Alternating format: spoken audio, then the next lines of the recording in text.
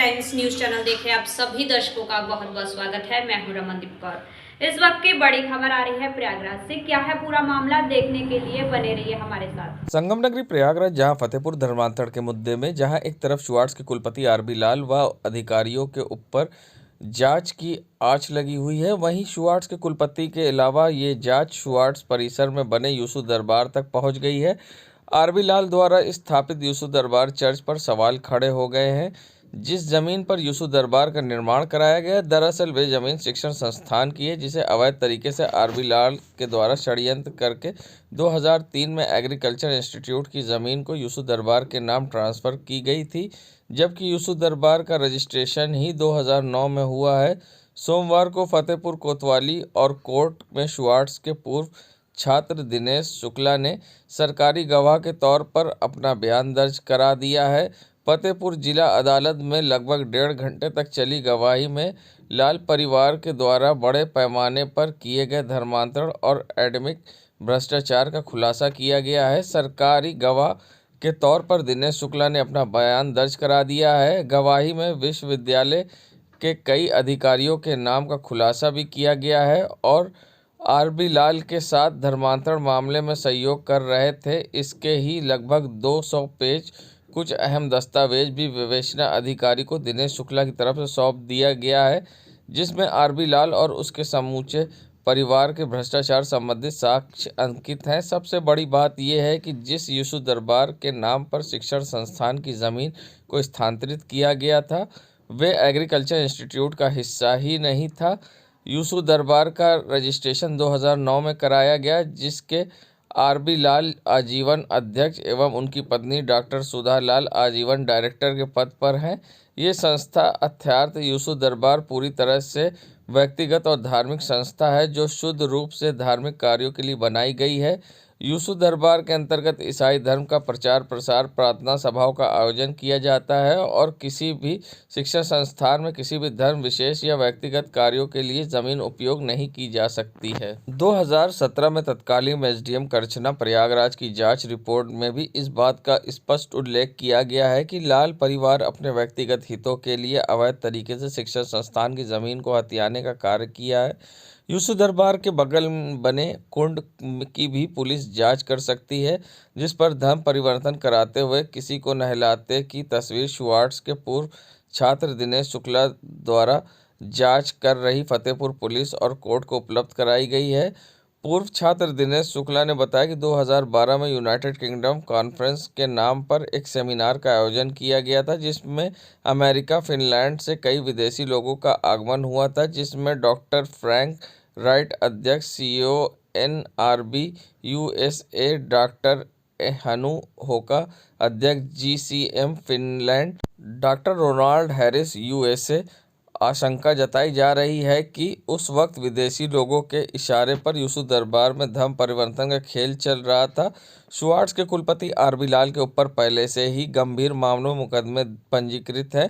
वहीं लगातार धर्मांतरण मामले में आरबी लाल के ऊपर एक के बाद एक खुलासे होते जा रहे हैं, जहां पर अभी तक एक हफ्ते पहले शुआर्ट्स सोसाइटी बोर्ड के सदस्य डॉक्टर आइजैक फ्रैंक ने भी फतेहपुर कोर्ट में अपना बयान दर्ज कराते हुए आरबी लाल व शुआर्ट्स क्यू पर विदेशी फंडिंग सहित कई गंभीर आरोप लगाए थे। वहीं अब पूर्व छात्र दिनेश शुक्ला ने भी आरबी लाल और यूसुफ दरबार पर धर्मांतरण कराने का आरोप लगा दिया है। अब कानून के जानकार बता रहे हैं कि ऐसे मामले में किसी भी समय आरबी लाल व उनके अन्य साथियों की गिरफ्तारी हो सकती है। वहीं दिनेश शुक्ला के बयान के बाद से हड़कंप मच गया है। फतेहपुर पुलिस इस बात को सामूहिक धर्मांतरण मामले से जोड़कर देख रही है। बहुत जल्द ही दिनेश शुक्ला द्वारा किए गए नामों की जानकारी प्राप्त करने के लिए Fatehpur police vice chancellor RB Lal को नोटिस भेजकर जवाब मांग सकती है। उधर आरबी लाल सहित Vinod B Lal, chancellor Oliver Robin, L Prasad, Sarabjit Herberts, Ramakant David, Philip, Mohammad Imtiaz, John Wesley एवं अन्य संदिग्ध लोगों को पूरे प्रकरण में संलिप्तता के चलते पुलिस अपनी कस्टडी में ले सकती है। धर्म परिवर्तन का तो इनका बहुत पहले से चल रहा है। मेरी आंखों के सामने 2012 में इनके यहाँ यूसुफ दरबार में एक प्रोग्राम हुआ था, जिस पर मैं देख रहा था कि कई विदेशी लोग भी मौजूद थे और वहाँ इशू दरबार के ठीक बगल में एक कुंड बना है जिसमें पानी भरा हुआ करता था आपके सीने तक लगभग। उस पानी में देख रहा था कि कई लोगों को जो वहाँ सभा के दौरान लोग थे उनको ले जा कर के उसमें डुबकी लगाई जा रही थी, जिसमें आरबी लाल खुद वहाँ मौजूद थे, उनकी पत्नी डॉक्टर सुधा लाल वहाँ मौजूद रहती थी। कुंड के अंदर सरबजीत हर्बट जिन्हें मैंने देखा कि वो जो है तो वहाँ डुबकी लगा रहे हैं ले जा कर के लोगों को। अब वो क्या है वो साफ जाहिर होता है कि वो धर्म परिवर्तन कराया जा रहा था। इसके अलावा बड़ी संख्या में वहाँ पे भीड़ थी। भीड़ को वहाँ मैनेज करने वाले मोहम्मद इम्तियाज, इनके आरबी लाल के जो भाई हैं विनोद बिलाल, एसबी लाल, जॉन वेस्ली हैं एक जो अभी भी वहाँ रजिस्ट्रार हैं, ये सारे लोग पूरी एक गैंग बना करके वहाँ मौजूद रहते थे, लोगों भीड़ को मैनेज करते थे और वहाँ पे लगातार ये कार्य चल रहा था। तो ये मैंने अपनी आंखों से देखा था क्योंकि मैं उसमें पार्टिसिपेट भी किया था। उस वक्त मैं छात्र था। सभी छात्रों को जो है यह डिपार्टमेंट की तरफ से ही बोला गया था कि आप जाके वहाँ पे पार्टिसिपेट करिए। तो ये वहाँ इशू दरबार को वाईडी के नाम से ये लोग शॉर्ट फॉर्म में बोलते हैं। उस दौरान भी छात्रों को फोर्स करके वहाँ ले जाया जाता था कि आप चलिए प्रार्थना करिए, सभाएं करिए। और आज भी यह कार्य चल रहा है। वहाँ के शिक्षकों को क्या क्या प्रोवाइड कराया है आपने, साक्ष्य क्या क्या दिए हैं?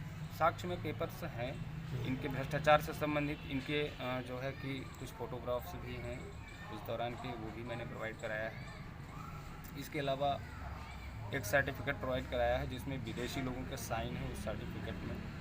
अब वो क्या थे ये तो वही बता पाएंगे, जांच का विषय है, वो लोग समझेंगे। उस सर्टिफिकेट वो उसी 2012 में ही प्रोवाइड कराया गया था। बोले थे कि किस तरह से ये भू माफिया की तरह कार्य कर रहे हैं, बहुत बड़े पैमाने पे इन्होंने भ्रष्टाचार किया है। सबसे बड़ी बात यह है कि 5 साल योगी सरकार के बीत जाने के बाद भी इतने बड़े माफिया पे अभी तक कार्रवाई नहीं हो सकी है। ये आश्चर्य का विषय है। ये बहुत बड़ी बात है कि कैसे इनके घरों पे अभी तक बुलडोजर नहीं चले। इन्होंने अवैध तरीके से विश्वविद्यालय शिक्षण संस्थान की जमीन, जिसको स्टेट गवर्नमेंट ने ब्रिटिश कॉल में 500 बीघा के आसपास ज़मीन को शिक्षण कार्य के लिए दिया था, इन्होंने उसमें अपना धर्म का व्यापार करना शुरू कर दिया। पैसा कमाने के लिए दूर दूर से गरीबों को भर भर के लाते थे बसों में, और वहाँ धर्म परिवर्तन का इशू दरबार में लगातार खेल चल रहा है। इशू दरबार में का रजिस्ट्रेशन 2009 में हुआ है। इशू दरबार के नाम पे विश्वविद्यालय की ज़मीन को 2003 में ही ट्रांसफ़र कर दिया गया था। इतने बड़े घोटाले, और फिर भी अभी तक ये किसी की नज़र में क्यों नहीं आ रहा है। इनकी रिपोर्टें, सबसे बड़ी रिपोर्ट लगी है, मैं आपको बता दूं कि 77 शिक्षकों की अवैध तरीके से जो भर्ती की गई है। संगम नगरी प्रयागराज, जहां मंत्री नंदी ने इशारों में पिछली सरकारों पर निशाना साधा है। साथ ही उनका कहना था कि अपराध कम होने के कारण यूपी में इन्वेस्टमेंट बढ़ा। ऐसे में उन्होंने क्या कुछ कहा है, आइए सुनाते हैं। प्रयागराज में बुलडोजर चला, अपराधी भागे, अपराधी कुछ दूर चले गए, कुछ बहुत दूर चले गए जहाँ से आना असंभव। और निश्चित रूप से जो कानून व्यवस्था सबसे बड़ी चीज़ होती है इंडस्ट्री लगाने की, कि उनका निवेश सुरक्षित रहे, उनकी निवेश पर कोई डाका ना डाले, कोई लूटे ना। तो हम सरकार के तौर से भरोसा दिलाते हैं कि उनके निवेश को 100% सुरक्षित रखेंगे। और सरकार की इतनी अट्रैक्टिव स्कीम है, हमने अपने अधिकारियों से कहा कि पूरे देश में सभी स्टेट की पॉलिसी को गहन अध्ययन करके ऐसी अट्रैक्टिव पॉलिसी बनानी है कि पूरे देश में नंबर 1 हो। तो पूरे देश में नंबर 1 है। व्यवस्था इन्वेस्टमेंट में आगे आई है। निश्चित रूप से माननीय मुख्यमंत्री जी ने जो इंडस्ट्रियल एरिया के थाने हैं वहाँ पर डिप्टी एसपी तैनात हो, इस पर भी हम काम करेंगे। संगम नगरी प्रयागराज पहुंचे किसान नेता राकेश टिकैत ने राहुल गांधी से हुई मुलाकात को लेकर कई अहम खुलासे किए हैं। साथ ही उन्होंने कहा कि राहुल गांधी ने आश्वासन दिया है कि अपने घोषणा पत्र में वे एमएसपी के मुद्दे को शामिल करेंगे। और साथ ही राहुल गांधी से क्या बातचीत हुई और उन्होंने क्या कुछ कहा है, आइए सुनाते हैं आपको। प्रैक्टिकल काम है उनका, मिलेगी नहीं मिलेगी वो तो आने वाला टाइम बताओगा। हमें उससे नहीं, हम तो गए थे क्योंकि उनकी भी सरकारें हैं कई स्टेट में, तो वहाँ आप अपनी स्टेट में जो किसान की समस्या है उसका समाधान करें। इस संबंध में उनसे बातचीत हुई है और उन्होंने आश्वासन दिया कि एमएसपी पे भी हम अपने घोषणा पत्र में कुछ करेंगे, अपनी कमेटी में बातचीत करेंगे और उम्मीद लगती है कि इलेक्शन से पहले एक मीटिंग में किसान संगठनों के साथ में करेंगे। 2024 के चुनाव में राकेश टिकैत सपोर्ट करने वाले हैं किसी को? हम किसी को सपोर्ट नहीं करें। हम तो सरकारें अगर ठीक काम नहीं करेगी तो वो जनता के बीच में बताएंगे। क्या लग रहा है कि भारतीय जनता पार्टी दोबारा भी ये बेईमान नहीं करेंगे, उससे सतर्क रहने की जरूरत है इन्हें, विपक्ष वालों को। हमारा तो आंदोलन का मूवमेंट का अपनी बात रखने का काम है। कल जैसे बिहार जा रहे हैं तो बिहार में तो बीजेपी की सरकार है नहीं, लेकिन वहाँ पे अगर लाठीचार्ज हुआ है तो हम उन किसानों के बीच में कल जाएंगे, वहाँ के मुख्यमंत्री से बात करेंगे और टाइम लेके जो वहाँ के किसानों की समस्या है उसका समाधान करवाने की कोशिश करेंगे। क्या आह्वान करेंगे 2024 के? अभी आने तो क्या आह्वान रहेगा, संयुक्त मोर्चा तय करेगा इस चीज़ का। अभी तो मार्च में मीटिंग है, 26 जनवरी की जींद में हरियाणा में बड़ी पंचायत है, अभी उसकी तैयारी सब लोग कर रहे हैं। हरियाणा के लोग हमारे साथी यहाँ पे आए हैं, तो अभी उसी की तैयारी सब लोग कर रहे हैं।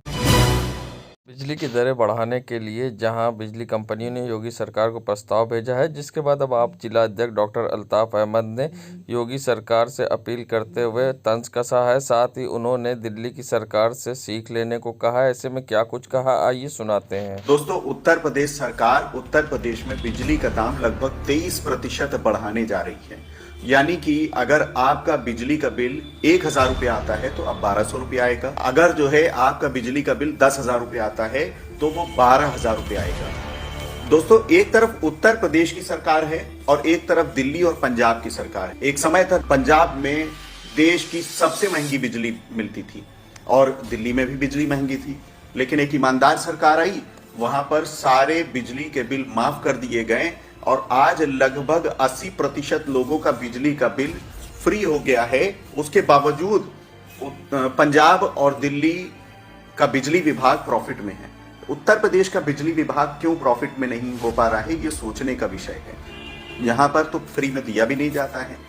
तो मैं उत्तर प्रदेश सरकार से ये अपील करना चाहता हूँ कि इस समय हमारे उत्तर प्रदेश के लोग बुरी तरीके से महंगाई से, बेरोजगारी से और अपने पुराने बिजली के बिल से बहुत परेशान। मैं खुद भी परेशान हूँ क्योंकि इतना ज्यादा बिजली का बिल आता है। एक समय था जब मेरे घर का बिजली का बिल मात्र 1000-1200 रुपये आता था। आज मेरे घर का बिजली का बिल सर्दियों में 6000 रुपये आ रहा है और गर्मियों में वो 12,000 के आसपास पहुंच जाता है।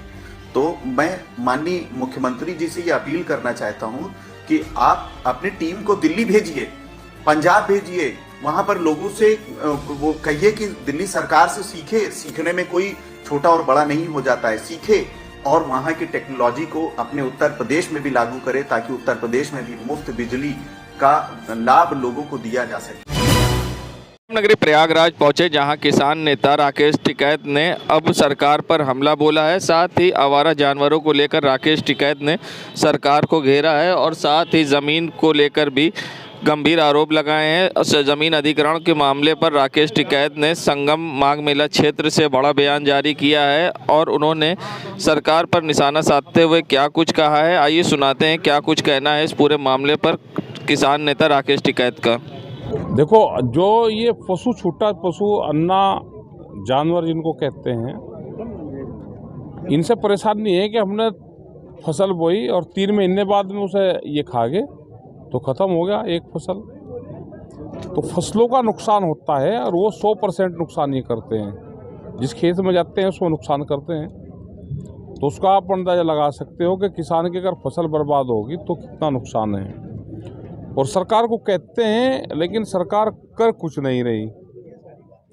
कागजों पे गौशालाएं बनाते हैं, सांडशालाएं बनाते हैं और अगर इनको बंद भी करते हैं तो रात को फिर इनको छोड़ दें, ज़्यादा आई तो कुछ छोड़ दी, वे फिर खेतों में चले जाओ, उनका फिर पकड़ के जाओ, वे फिर छोड़ दें। तो यही पूरे प्रदेश और देश का हाल है।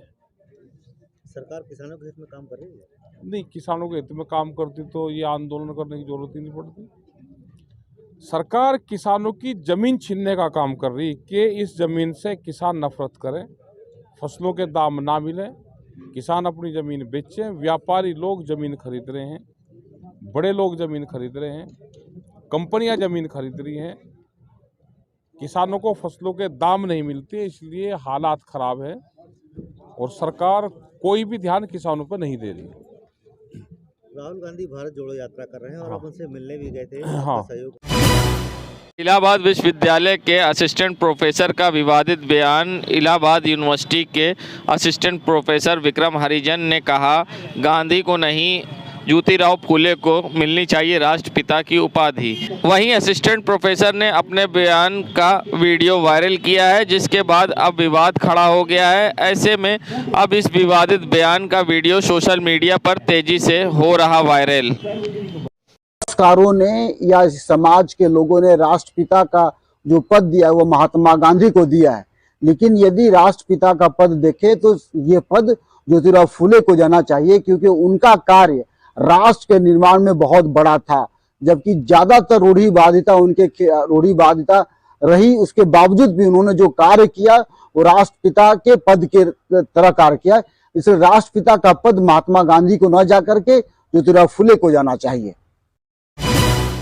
संगम नगरी प्रयागराज, जहां संगम तट पर लगे आस्था के माघ मेले में इस्लामिक शहीद बेचे जाने, मचा कोराम शहीद बेचे जाने की आड़ में इस्लाम धर्म का प्रचार प्रसार किए जाने पर लगे गंभीर आरोप। बीजेपी विधायक निर्मला पासवान ने डीएम और माघ मेला अधिकारी से शिकायत की है। साथ ही विधायक निर्मला पासवान का कहना है कि सनातन धर्मियों को इस्लाम शहीद बेचने जाने गलत संदेश दिया जा रहा है। ऐसे में उन्होंने क्या कुछ कहा है, आइए सुनाते हैं।